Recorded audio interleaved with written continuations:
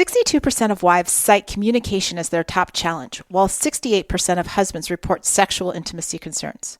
The good news? One Extraordinary Marriage has something new coming to help you break free from surface-level marriage and create the deep, lasting connection you crave. More details coming soon. From Naples, Florida, this is the One Extraordinary Marriage Show, where being busy is overdone, romancing is fun, and scheduling sex has taken the guesswork out of wondering when you're going to get some. I'm Tony DeLorenzo, your co-host, along with my beautiful wife, Elisa. From coast to coast and around the world, thank you for joining us. It's time to talk sex, love, and commitment. Give us a call or text us on the Hug Hotline at 858-876-5663, or send us an email to hugs@oneextraordinarymarriage.com. In today's episode, we're talking about where to go when you don't know where to get help for your marriage. There's an anonymous quote that says, "Courage isn't just standing alone. It's also reaching out when you need it." And I think as we're talking about where to get help and getting help for your marriage, there's a lot of courage that's involved in acknowledging that, and not just acknowledging it, but doing something about it. And we're going to be talking about that in today's episode. But first, we start every episode with a hug. And really, this is our time to celebrate what you're doing in your marriage, the actions that you're taking, where you're being intentional. And this hug came from an Instagram DM that said, "I figured I'd try sending a hug since I've been listening to y'all since I got married in 2017. Which is awesome. I started a tradition every year around Valentine's Day. It's like doing 12 days of Christmas, but for Valentine's. I write her a letter the first 14 days of February that tells her different aspects of her that I love. I've maintained this practice even through us healing from her affair, as healing isn't always pretty and won't ever end up on a Hallmark movie. I keep in mind what y'all have said through the years of what can I do, and I choose to endlessly show her love like I did before that earthquake hit us. Maybe this can encourage other husbands to do something similar to show their wives love in this season of celebrating love." I love it. And especially after last week's episode, we were talking about romance and everything. What a way to take something in our calendar year and sort of tweak it for another time in our calendar year. So, any of you husbands or wives would like to take this on, go do it. Absolutely. Absolutely. As this episode's first being released, we're just a couple days into February. So you could just pick up wherever we are and just go from here to Valentine's Day. That's it. Just throwing that out there. Well, as Tony said at the top of this episode, we're talking about where to go when you don't know where to get help for your marriage. And, one of the things that Tony and I have seen over the years is that there is no shortage of questions when it comes on how to do marriage well, or even how to strengthen your pillars of intimacy. I mean, it was struggles in both of those areas that actually led us all the way back in 2008 to lead a small group at our church and to engage in the 60-day sex challenge at that time. And for those of you that are like brand new to the One Family, like, did she just say 60-day sex challenge? I did. It's episode 1. Can you link to that? I will link to that for sure. And, I have to say that 16 going on 17 years ago, the internet resources aren't what they are, or weren't what they are today, right? Like you think back and, I can definitely tell you there were fewer resources. It was mostly books that were out there. Podcasts hadn't taken off. I mean, podcasts were in their infancy all of those years ago. There weren't, the internet was really still kind of in its infancy in terms of just like where are you getting the articles from, like where search terms and all of that kind of stuff. It was all still in this place. We hadn't gone into information overload. We hadn't. No, not at that point in time. It was still a new place, and it wasn't until... Gosh, what was it? Well, we started the podcast in 10. So it was right around that period in time when blogs really started hitting the scene. And for us, like we started out One Extraordinary Marriage, which I don't even remember the name of what we started out our blog to be. I don't remember what it was way back when, but that was the first instance that we can remember where there was information and people sharing, just like us, about marriage. In an open, honest, and transparent way. Elisa and I moved away from blogging very quickly because everybody would read through the lines and try to comment and say stuff. And so for us, the platform of choice became podcasting 15 years ago. And that's when the proliferation of, I can listen to other people. I can learn from other people and what they're doing in their marriage. And I think, I look back all those years ago and, the resources were more scarce. I won't say they were completely, non-existent, but it was harder to find resources and harder to find resources that were giving the perspective of both a husband and a wife. Yeah. Right. I feel like it was either written by a man or written by a woman, and you kind of get siloed into your specific sex. And then it's like, okay, well, what does the other side look like? And you didn't know. Right. Because we were dealing with books primarily, like who's behind the book, who's behind, like, what's their marriage like? What are they dealing with? What are the struggles that they're having to attend to at the same time that they're writing these books and putting forth these materials? And, now we're in a stage of life, in a season in 2025 where there is so much information. You could literally, I don't even know how many marriage podcasts there are or how many books that have been written on marriage. I mean, that's just a number with a gazillion zeros. But what happens when you need help for your marriage? When you're struggling with certain pillars of intimacy where you're like, what do I do about these? And, this past week we asked 2 questions. If you could ask any question about emotional intimacy, what would you ask? And if you could ask any question about sexual intimacy, what would you ask? And we have to share some of these responses because I just think it really gets to the heart of what we do here at One Extraordinary Marriage. Yeah, and it was so interesting. And the reason we picked those 2, and for those of you who don't know, so the 6 pillars of intimacy, we have 6. Emotional intimacy is the first one. It's a workhorse. And then we end with sexual intimacy as the 6th one. Many of you would love to be like sexual intimacy, then maybe something else, and then emotional intimacy at the end, and vice versa, whatever. But we have learned after teaching around the 6 pillars that honestly, God led us to this. Like this wasn't a Tony and Elisa like, hey, we know what we're talking about. I really believe through you, the one family, and our Father leading us, it worked out that way. And these are the 2 that most often we are even talking about here at One Extraordinary Marriage, and when we go and speak at different events and stuff. And so here are some of the questions that you shared with us. What are some quick ways to promote emotional intimacy when time together can be limited due to job, kids, etc.? How do I increase my emotional IQ? Why is it suddenly so important in this generation? This is specifically in regards to emotional intimacy. Your grandma never even thought about it. Yeah. I think it's actually, and I think and we're not going to go through and answer these directly in this episode, but I love seeing Tony actually stunned by something. Here's something. I do have these questions myself when I'm out walking. That's his quiet time. We both that is my quiet time. Yeah, sometimes.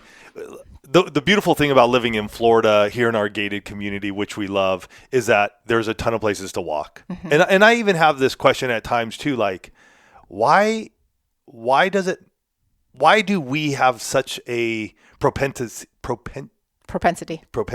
there it is, to like want to grow, want to be stronger, want to strengthen our pillars of intimacy when I think about like my dad and my mom, or like my grandma and grandpa.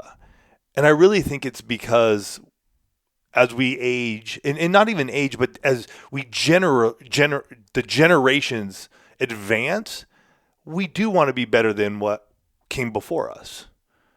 And that's just me. So, how do you get the lower desire partner to move closer in desire to the higher desire partner? How to discuss the topic and express desires in a way that doesn't create bitterness. And what solutions are there when physical pain causes issues with physical intimacy? Probably sexual intimacy there. How do hardships and trials affect sexual intimacy at any stage? My wife and I are newlyweds, married 16 months ago, and facing a lot of trials physically and mentally that put a damper on growing this part of our marriage. What happens if sexual intimacy is the main intimacy given focus, but not the others?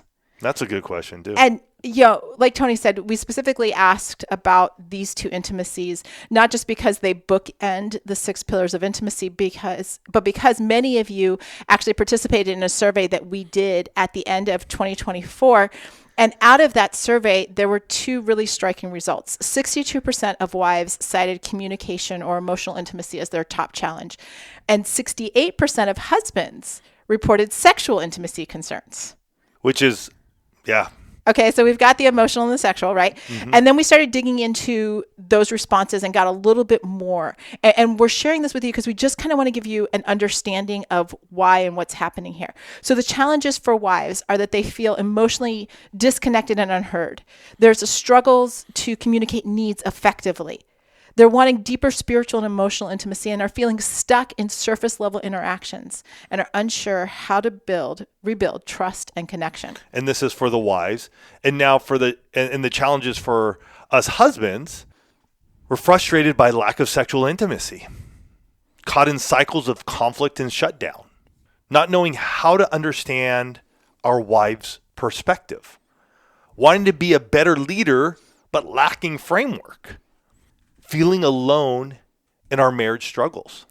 And if there's one thing, when it comes to understanding what's going on and what to do, it's one thing to know that there's a problem. It's one thing to know that these are issues within the one family, that these are concerns, that these are the pillars that everybody wants to focus on.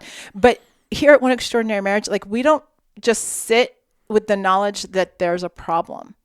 You guys know week in and week out, we're like, okay, well, if there's a problem, we got to do something about it. And we want to talk about doing something about it after this break.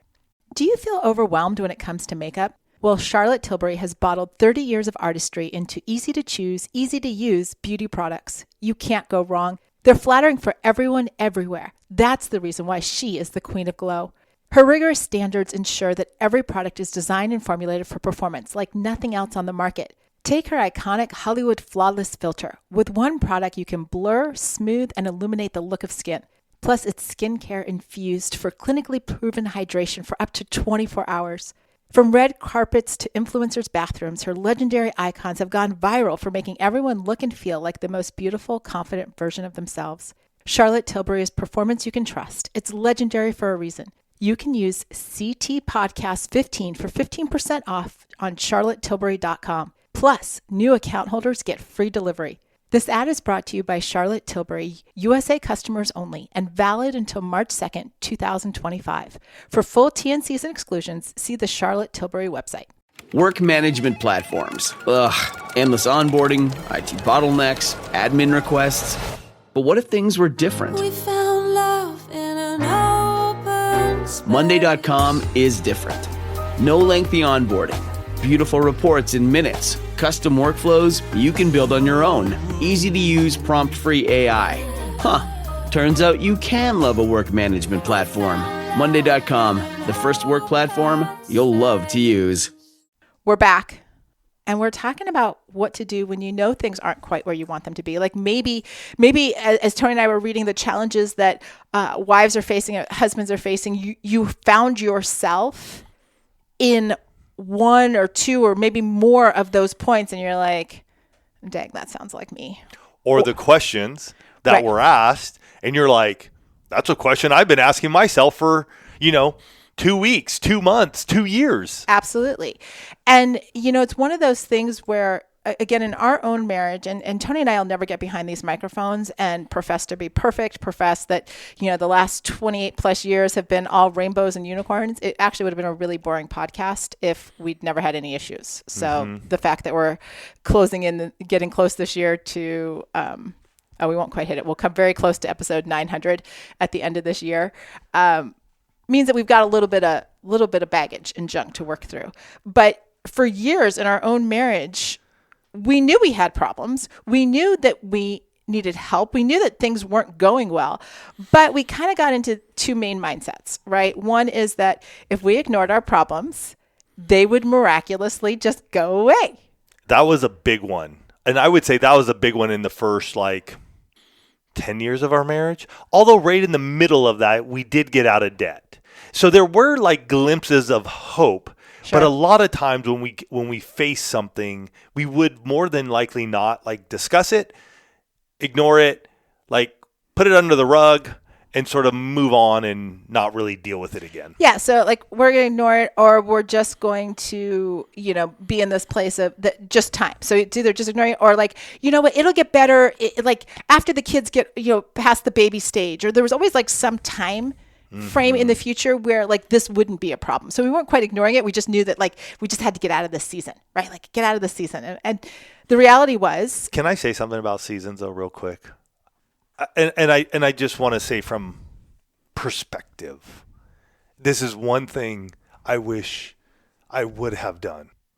Live in the moment. And I'm not old by any means. I'm 51. So I'm not old.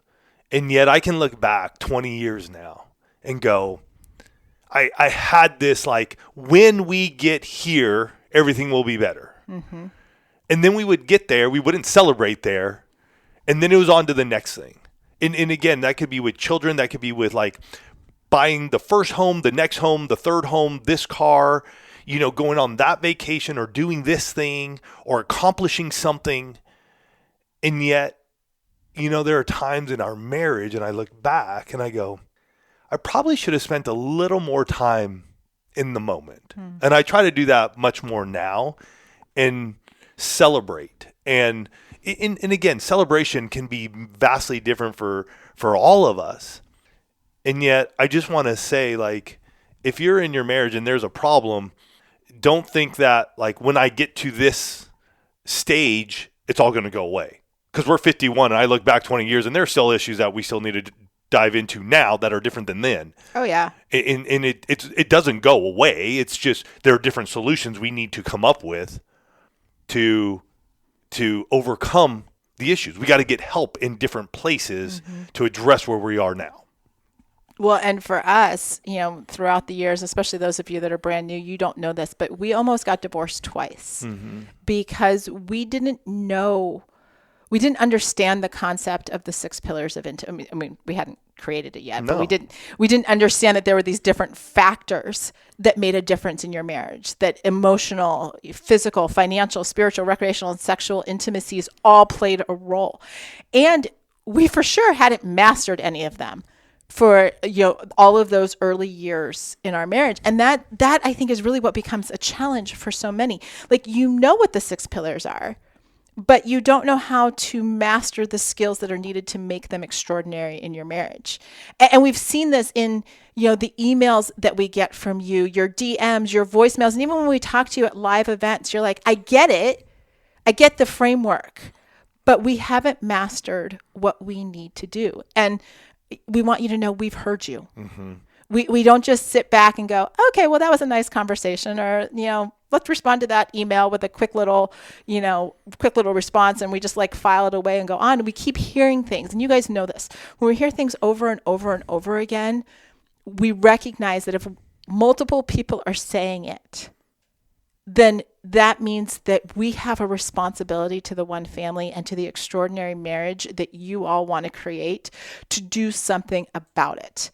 And that's why we want you to know that there is something big, very big, coming in the next week for the one family, for marriages that want to become extraordinary. For those of you that are like, I want to master skills in this pillar of intimacy. I want to look at these 6 pillars and say, yeah, I feel equipped.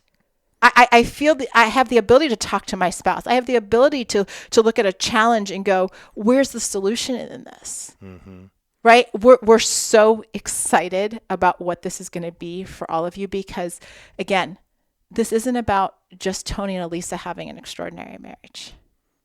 This is about a movement, literally a generational shift to creating extraordinary marriages around the world. But not just saying I want to have an extraordinary marriage, getting the skills, getting the knowledge, the know-how, and the community to be able to go, we do this together. We're not in this place alone. Yeah. And it doesn't matter what season or stage you are in. Mm-hmm. Doesn't matter if you've been married to your spouse for 20 years or maybe you're in a blended family. Doesn't matter if you have 1 or 2 children or no children, or if you have 7 or 8. So as you prepare for what's coming next, we want you to do a couple of things. One, think about the 6 pillars of intimacy. Think about your emotional, physical, financial, spiritual, recreational, and sexual intimacies. Think about which ones you want to master. The what can I do? The what can I do? Yep. Right? And then have a conversation with your spouse about what mastering these areas could do for your connection, right? You notice I did not say, ask your spouse which ones they need to master. I very clearly did not say that. Like this starts with, what can I do? It always starts with, what can I do? Just like the hug that we opened this episode with. But be thinking and reflecting with your spouse. Like if we had stronger physical intimacy, like if we had really like invested in that, master that, if we had stronger emotional intimacy. And I just want to say real quick, because physical intimacy always gets a little, just a little messed up with sexual intimacy. Physical intimacy is your non-sexual touch. So these are your hugs, your kisses, hand holding, things of that nature, cuddling. It doesn't have to lead to sexual intimacy. It can, but it's vastly different. And for way too long in the marriage world, these two things have been connected in a way that has, I believe, and Elisa believes, has done a disservice for us. Because I can be physically intimate, doesn't mean I got to be sexually intimate. Absolutely. So be thinking about that, because, starting to get that vision for what mastery could do for your marriage is huge, because you start dreaming again. You start thinking about what could be possible for you and for your spouse. And it's out of that dream that when you apply action to dreams and you get the skills and the tools that you need, that's where the mastery comes in. And that's where the extraordinary starts to happen in your marriage the way that you want it to. And it's so exciting. So again, think through what the 6 pillars are. Think about which ones you want to master, and then have a conversation with your spouse about what mastery in these areas could do for your marriage and your connection. We're so excited to share with you what's coming next, because at our core, we just want your marriage, each of you, every single one of you listening, to be extraordinary in the way that you want it to be extraordinary. That's right. And so with that, you guys have yourselves a fantastic week. Step into this. Think about this. How do I get help? Where do I get help? Where are you at in your own marriage right now? And what are you going to do? Because honestly, for Elisa and I, those times when we've been stuck and we've had to determine what to do next, we've had to seek out guides. We had to seek out coaches. We had to take a step of faith to go, all right, we're willing to do something. And sometimes it may just be one of you. Been there, done that as well. So with that, we'll catch you next week. You guys have yourselves a fantastic one. Answer those questions, make it happen this week, and we'll see you next week. Love you guys.